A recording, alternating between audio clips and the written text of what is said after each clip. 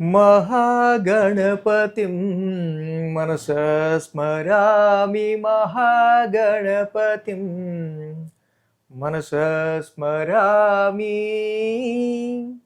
TR creations family అందరికీ నా హృదయపూర్వక ధన్యవాదాలు. అలాగే ఈ యొక్క నవంబర్ మాసం 9వ తారీఖు నుంచి 15వ తారీఖు వరకు కూడా ఈ వారానికి సంబంధించి ద్వాదశ రాశుల వారికి రాశి ఫలాలు ఏ విధంగా ఉండబోతున్నాయి అనేది చూద్దాం.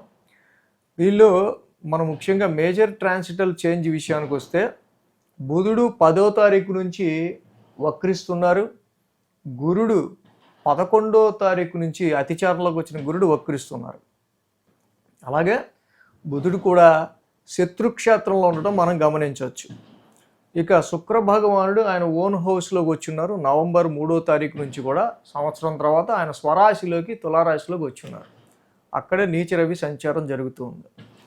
ఇక్కడ గురుడు ఉచ్చలో కర్కాటకంలోను, సింహంలో కేతువు, తులారాశిలో నీచ రవి, అలాగే స్వక్షేత్రంలో ఉన్న శుక్రుడు, వృశ్చికంలో కుజుడు, శత్రుక్షేత్రంలో బుధుడు, కుంభంలో రాహువు, మీనరాశిలో శని యొక్క వక్ర సంచారం అనేది జరుగుతూ ఉంది.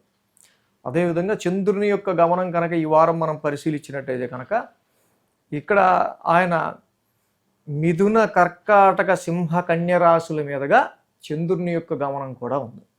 సో ఇలాగా ఈ చంద్రుని యొక్క గోచారం ఆధారంగా, మిగతా గ్రహస్థితుల ఆధారంగా ద్వాదశ రాశుల వారికి సంబంధించి ఇక్కడ ఈ వారానికి సంబంధించి వార ఫలాలు ఏ విధంగా ఉండబోతున్నాయి ఏంటి అనేది మనం ఇప్పుడు చూద్దాం. కన్యారాశి వారికి సంబంధించి చూద్దాం. కన్యారాశి వారికి చూస్తే కనుక ఈ రాశికి తృతీయంలో కుజుడు, ద్వితీయంలో శుక్రుడు, షష్టమంలో రాహువు, లాభంలో గురుడు, 4 గ్రహాల యొక్క అనుకూలత కన్యారాశి వాళ్ళకి సంబంధించి మనకి ఇక్కడ కనిపిస్తాము. ఏదైతే కన్యారాశి వాళ్ళకి సంబంధించి మనం చూస్తే ఈ రాశికి 10, 11, 12, 1 స్థానాల మీదుగా చంద్రుని యొక్క సంచారం ఉంది. ఆది, సోమ, మంగళ, బుధ, శని 5 రోజులు చంద్రబలం కూడా బాగుంది. అంటే కన్యారాశి వాళ్ళకి మనం చూస్తే 5 గ్రహాల యొక్క అనుకూలత వరకు వీరికి బాగానే ఉంది అని చెప్పాలి. సో 5 గ్రహాలు ఎప్పుడైతే యోగిస్తున్నాయో కన్యారాశి వాళ్ళకి సంబంధించి చక్కగా మీరు ఇంకా మంచి కాన్సన్ట్రేట్ చేస్తే మీరు చేయాలనుకున్న పనులు ఇంకొంచెం బాగా మంచి ఎఫెక్టివ్గా చేయగలుగుతారు. ఈ రాశికి ఫస్ట్ మనం చూడాల్సిందంటే రాశ్యాధిపతి అయిన బుధుడి యొక్క సంచారం శత్రుక్షేత్రంలో ఉంది.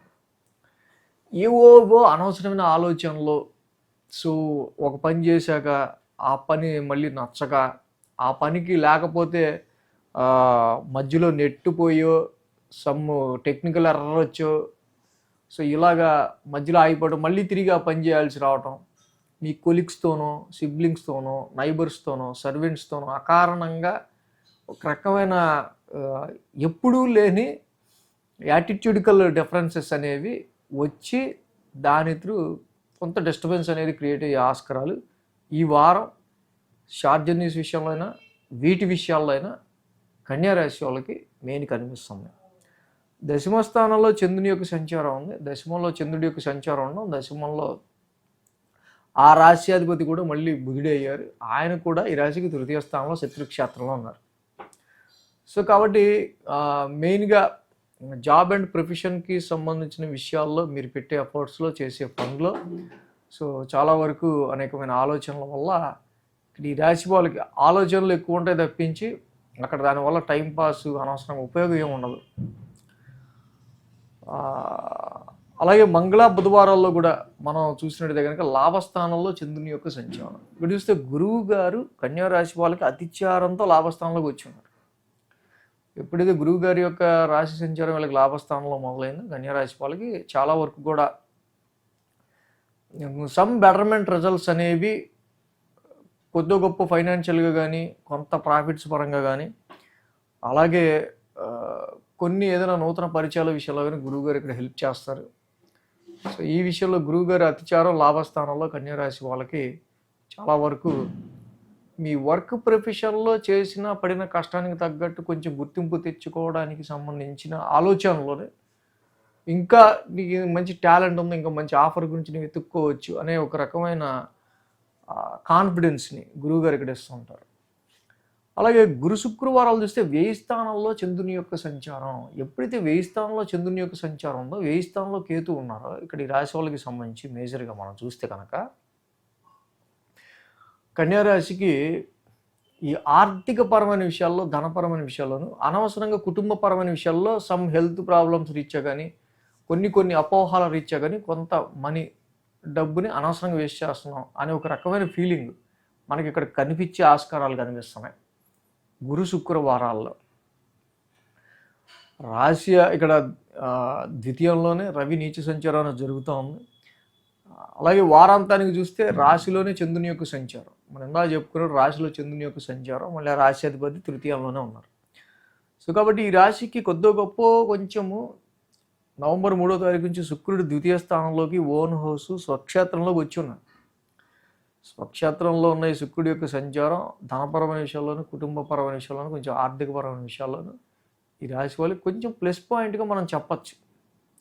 ఎందుకంటే రవి అక్కడ నీచిపడి మరీ అక్కడ ఫైనాన్షియల్ డ్రైనెస్ని క్రియేట్ చేసి, ఫ్యామిలీ ప్రాబ్లమ్స్ని క్రియేట్ చేసే కంటే శుక్రుడు అట్లీస్ట్ ఓన్ హౌస్లో ఉండటం వల్ల మళ్ళీ దాన్ని రికవర్ చేసుకోగలుగుతుంటాడు. కాబట్టి న్యూట్రలైజ్డ్గా ధనపరమైన విషయాల్లోనూ, కుటుంబపరమైన విషయాల్లోనూ మీకు ఇక్కడ న్యూట్రలైజ్డ్గా పరిస్థితులు ఉన్నాయి.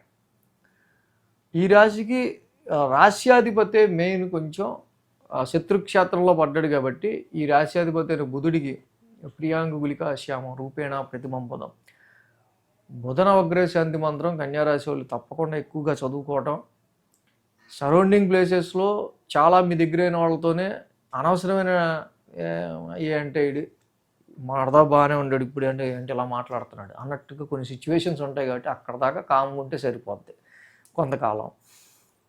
సో కాబట్టి ఈ బుధుడికి విష్ణు సహస్రనామ పారాయణం చేసుకుంటే చాలా మంచిది కన్యారాశి వాళ్ళు. ఇక నీచ రవి ధనస్థానంలో, వాక్స్థానంలో ఉన్నారు కాబట్టి ఇంటేకింగ్ ఆఫ్ ఫుడ్ విషయంలోనూ, స్పైసీ ఫుడ్, బాగా వేడి చేసే పదార్థాలు ఇలాంటివి తీసుకుంటే కొంచెం ఆరోగ్య సమస్యలు వస్తూ ఉంటాయి. నీచ రవితో కలిసిన శుక్రుడి యొక్క ప్రాబ్లం కూడా ఉంది కాబట్టి ఇక్కడ కొంత ఐ ప్రాబ్లమ్స్, ఐకి సంబంధించిన సమ్ ఐ ప్రాబ్లమ్స్ కూడా ఇండికేట్ చేస్తూ ఉంది. వాక్స్థానంలో ఉన్న రవికి అదేదో ఆయన ఆదిత్య హృదయ పారాయణము, ఆయనకి సంబంధించి జపా కుసుమ సంకాసం, రవిని అగ్రశాంతి మంత్రం చదువుకోవడం, ఇంకా ఈ రాశి వాళ్ళకి చక్కగా మంచి బెటర్ రిజల్ట్స్ని ఇచ్చే ఆస్కారాలు ఉన్నాయి. ఈ వీడియో కనుక మీకు నచ్చినట్లయితే లైక్ చేయండి, షేర్ చేయండి. మరిన్ని అప్డేట్స్ కోసం సబ్స్క్రైబ్ చేయడం మాత్రం మర్చిపోకండి.